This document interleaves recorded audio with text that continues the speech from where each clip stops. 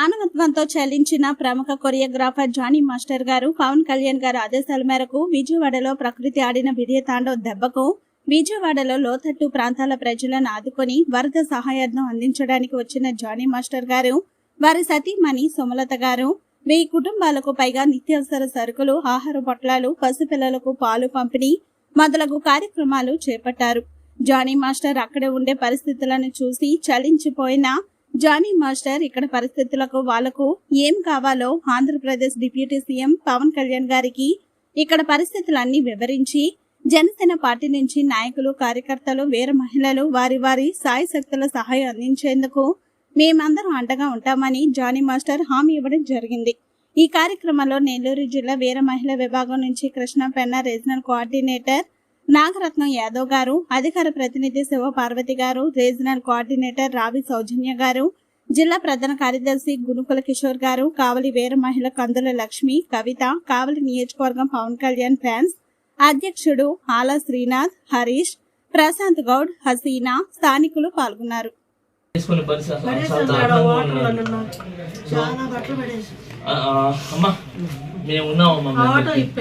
ఖచ్చితంగా మీ ఆటో ఇప్పిస్తాము. ఖచ్చితంగా మీకు ఏదైతే ఆటో పాడైపోయింది మేమంతా ఉన్నాము. మీకు ఆటో పోతే ఆటో తీసిస్తాం. అన్ని అసలు ఏదైతే ఉన్నా ఇలా ఉండదు. ఖచ్చితంగా మేమంతా ఉన్నాము.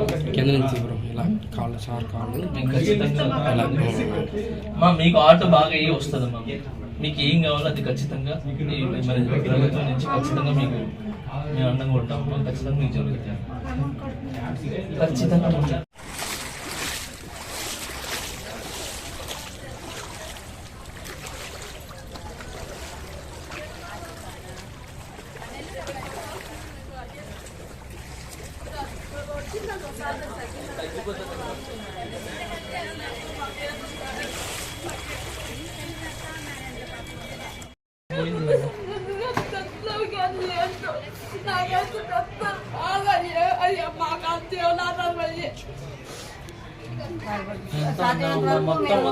ఈ రిపోర్ట్ అంతా కూడా కళ్యాణ్ గారికి వెళ్తుందండి. అందుకే ఆయన స్వయంగా వచ్చారు.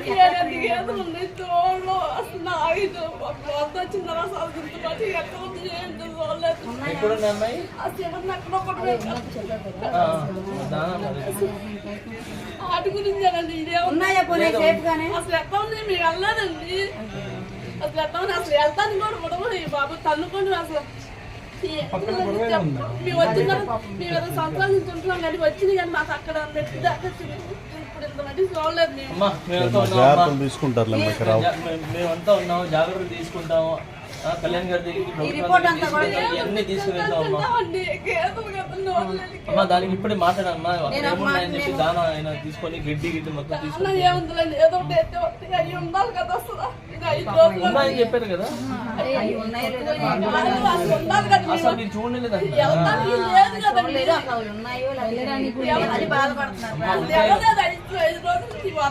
ప్రాణంగా మేము ఇక్కడికి వచ్చింది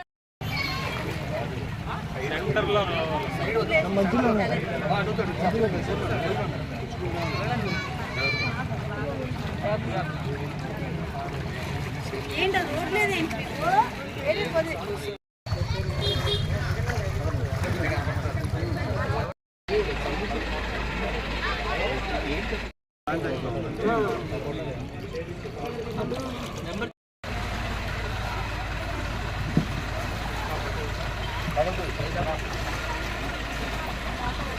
ట్రక్లు వచ్చినాయి పెద్ద అది ఉమాగారు కూడా పంపించారు.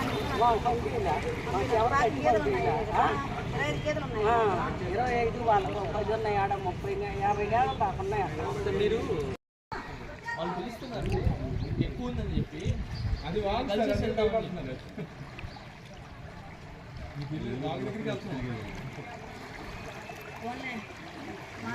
మాకు కూడా ఎంత బాధ ఈ రోజు నుంచి డ్యామేజ్ అయింది అన్నీ కూడా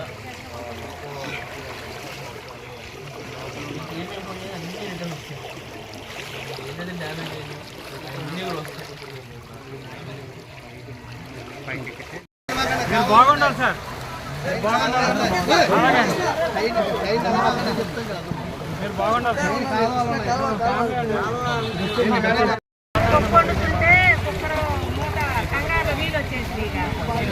master. Master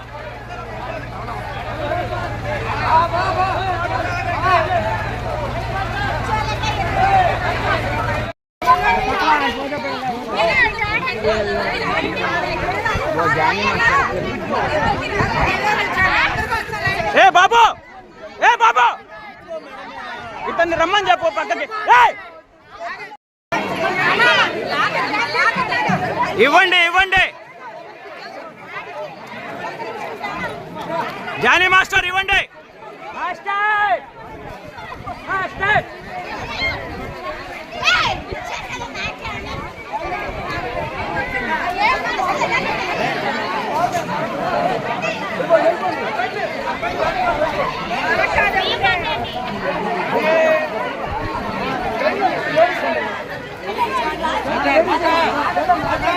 master, Jani master, Jani master.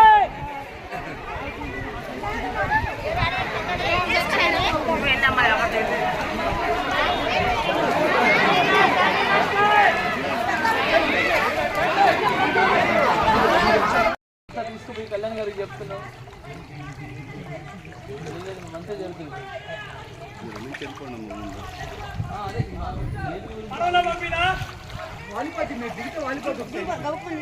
ఇంతవరకు లైవ్లో ఫస్ట్ టైం చూస్తున్నాను. ఎప్పుడు నేను ఇలాంటి ఫేస్ చేయాలంటే హైదరాబాద్లో ఉంటాను కదా, ఏదో గడిచిపోతుందని చెప్పి అక్కడ హ్యాపీగా ఉంటున్నాను. కానీ ఇలాంటి పరిస్థితి వచ్చినప్పుడు ఇక్కడ వచ్చి చూస్తే కానీ అందరూ ఎంత బాధపడుతున్నారు. ఒక్కొక్క కనీసం ఫుడ్ కానీ వాళ్ళకి వాటర్ లేక లోపలికి వెళ్ళలేకపోతున్నారు. సో వాళ్ళ పరిస్థితి ఏంటి, కొంతమంది వెళ్ళలేక అక్కడ ఇరుక్కుపోయి ఉన్నారు. సో వాళ్ళని బయటికి తీసుకొచ్చే ప్రయత్నం చేస్తున్నారు. సౌజన్య గారు నిన్న రాత్రికి మాస్టర్ చెప్పగానే, మాస్టర్ బిజీ షెడ్యూల్లో ఉన్న వచ్చి 9:30 కన్ఫర్మ్ చేసి చెప్పగానే స్పాట్లో రియాక్ట్ అయ్యి, అంటే పార్టీ తరఫు నుంచి ఎంతవరకైనా మేము చేస్తాము, మేము షార్ట్ టైంగా 1 అవర్లో చెప్పినా మేము చేస్తామని చెప్పి ముందుకు చేశారు. తర్వాత కిషోర్ అన్న కానీ ప్రశాంత్, జానీ మాస్టర్, అంటే అందరు కలిసి వచ్చాము. మీరందరూ కూడా ఎవరైతే టీవీ ముందు కూర్చొని చూస్తున్నారో వాళ్ళందరూ కూడా ఒక్కసారి వస్తే ఇక్కడ పరిస్థితి ఏంటి అని తెలుస్తుంది. అంటే ఏదైనా వీడియో పెడితే దాని కింద కామెంట్స్ పెడతారు, మీరు అది చేయలేదు ఇది చేయలేదు. సో ఒకసారి కామెంట్స్ పెట్టే ముందు ఒకసారి వచ్చి చూడండి, చూస్తే మీ పరిస్థితి అర్థమవుతుంది. సో ఎంతవరకు లోపలికి వెళ్ళగలుగుతున్నారో, ఎంతవరకు చేస్తున్నారో అన్నది. సో దయచేసి విమర్శించకుండా వచ్చి సహాయం చేయండి. సినిమా ఆర్టిస్టులు కానీ చాలామంది వాళ్ళ విరాళాలు సీఎం నిధికి ఇచ్చారు ఆల్రెడీ. సో మీరు కూడా ఎంతో కొంత మీకు తోచినంత, హైదరాబాద్లో శ్రీ చైతన్య స్కూల్ నుంచి ఒక స్టూడెంట్ 3,000 రూపాయలు చెక్ ఇచ్చింది. సో ఇక్కడ చిన్నపిల్లల పెద్ద పిల్లల కాదు, వాళ్ళ కిట్టి బ్యాంక్లో నుంచి తీసిచ్చినాము. సో దీనికి ఏం ఒక లిమిట్ లేదండి, రూపాయి ఇచ్చినా కూడా ఇక్కడ చాలా వాల్యుబుల్ ఇక్కడ. సో దయచేసి అందరూ దీనికి సహాయపడాలని కోరుతున్నాను. ఈరోజు నేను ఇక్కడ విజయవాడకి రావడం జరిగింది. ఈ ప్రాంతం పేరు వచ్చి నేతాజీ ఇందిరా నాయక్ నగర్ లోపల ఒకటి చాలా లోతుగా ఉన్న దాని పేరు ఏదో చెప్పారు, ఇందిరా నగర్. ఇవన్నీ కూడా, సో ఇవన్నీ కూడా చాలా, అంటే మాటల్లో చెప్పలేము, వచ్చి చూస్తే కానీ తెలుస్తుంది. వాళ్ళ ఇళ్ళల్లో బయటికి వెళ్ళలేక, ఇల్లు వదిలి వెళ్ళలేక, ప్రాణం పోతున్నా కూడా ఏమంటారు, భయం లేకుండా అక్కడే ఉన్నారు. ఎందుకనంటే ఇల్లు మీద ఉన్న ప్రేమ, అంటే చాలా ఇష్టంగా కట్టుకుంటారు ఇల్లు అనేది. సో అలాంటి ఇంట్లో అంటే ఒక ఫ్లోర్ మొత్తం మీరు అదంతా చూస్తారు, అంటే ప్రతి ప్లేస్లో ఒక ఫ్లోర్, ఆల్మోస్ట్ ఒక ఫ్లోర్ మొత్తము మునిగిపోయింది. సో లోపల ఏమైతే ఉన్నాయో అన్నీ పాడైపోయినాయి, మొత్తం బురద వాసన తప్ప ఇంకేం చేస్తారు. సో దయచేసి విమర్శలు మానేసి, ఎవరైతే ఇప్పుడు చూస్తున్నారో టీవీలో ఈ ప్రాబ్లమ్స్ అన్నీ ఎవరైతే చూస్తున్నారో, సోషల్ మీడియా కానీ డిజిటల్గా కానీ ఎవరైతే చూస్తున్నారో, దయచేసి మీరందరూ ఇక్కడ రండి. ఒక్కొక్క రూపాయి కూడా చాలా వాల్యుబుల్. సో దయచేసి మీరందరూ ఇక్కడికి వచ్చి, లేదంటే అక్కడి నుంచి మీరు విరాళం ఇస్తారా, మీరు అక్కడ ఉండి చూస్తే మీకు అర్థం కాదండి. ఇక్కడ రండి, కళ్ళ ముందు శవాలు కొట్టుకోబోతున్నాయి. లోపల నాకు అసలు పశువులు నోరు లేని జీవాలు అయ్యి. సో ఆ పశువులు పాపం తిండి లేదు, ఏం లేదు, గడ్డి లేదు, ఏమీ లేదు వాటికి. ఒక తల్లి అయితే చాలా చాలా బాధపడుతుంది. సో దయచేసి మీరు ఫస్ట్ ఈ పార్టీ ఆ పార్టీ కాదండి, అందరూ రండి, ఇది మన సమస్య, ఇది మనం ఇది ఆంధ్రప్రదేశ్ మనది. సో దీంట్లో ఈ విజయవాడకు వచ్చిన ఈ ముక్కుని మీరందరూ కూడా వచ్చి చేతులేసి ఎవరైతే నష్టపోయినారో వాళ్ళందరినీ కూడా మీరు మీ గుండెలు కట్టుకోండి, మీ సానుభూతి తెలపండి, మీకు తోచిన సహాయం చేయండి. అంతేగాని అక్కడ ఉండి మాట్లాడదు. ఇంకొకటి, ఇదంతా ఒక ఎత్తు అండి. ఇప్పుడు వచ్చింది, ఇది పోతుంది. ఇది పోయిన తర్వాత అసలు అయినా స్టార్ట్ అవుతుంది. ఈ వరదలన్నీ ఆగిపోయిన తర్వాత జబ్బులు, జ్వరాలు ఇవన్నీ వస్తాయి. దీని ముందే పసిగట్టి మనం ఏం చేయగలం? మనం మెడికల్ ఇవ్వగలమా? లేదంటే మెడికల్ సంబంధించిన వాళ్ళకి ప్రతి ఒక్క గల్లీకి మన ఒక టీమ్ని రెడీ చేయాలన్నా అసలు ఎలా చేయాలి? లేదంటే క్లీనింగ్ చేసి దాన్ని ఎలా చేస్తే బాగుంటుంది? ఇప్పుడు ఇది ఒక ఎత్తు అయితే వచ్చేది ఇంకా చాలా పెద్దండి. సో దయచేసి దాని గురించి ఆలోచించండి. మమ్మల్ని ఖచ్చితంగా కళ్యాణ్ గారు ఏదైతే నాకు చెప్పి పంపించారో మీరు వెళ్ళండి అంటే, చాలామంది ఆయన రాలేదు అది ఇది అంటున్నారు. ఆయన వస్తే ఆయన మీద పడతారు, సహాయం చేయడానికి ఇబ్బంది ఉంటుంది. అది కరెక్ట్గా మనం చేసే సహాయం, మనం చేసే ఇవన్నీ కూడా కరెక్ట్గా అందిలేమని చెప్పి ఆయన అక్కడ ఉండి మమ్మల్ని పంపించారు. నేను వస్తే కళ్యాణ్ వచ్చినట్టే, అలాగే నాలాగా జన సైనికులు వస్తే కళ్యాణ్ వచ్చినట్టే.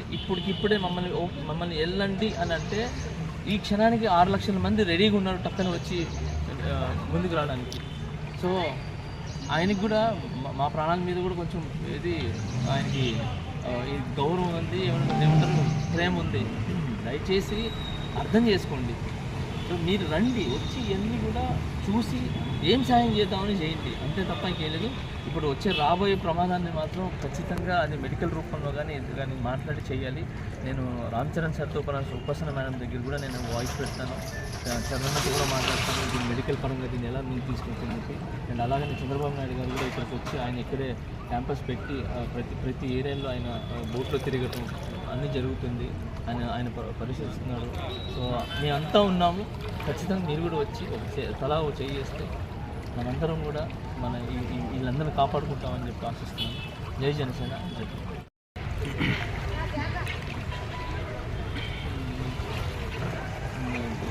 మాకు రావట్లేదు, లోపలికి తీసుకు చాలా దారుణంగా ఉంది.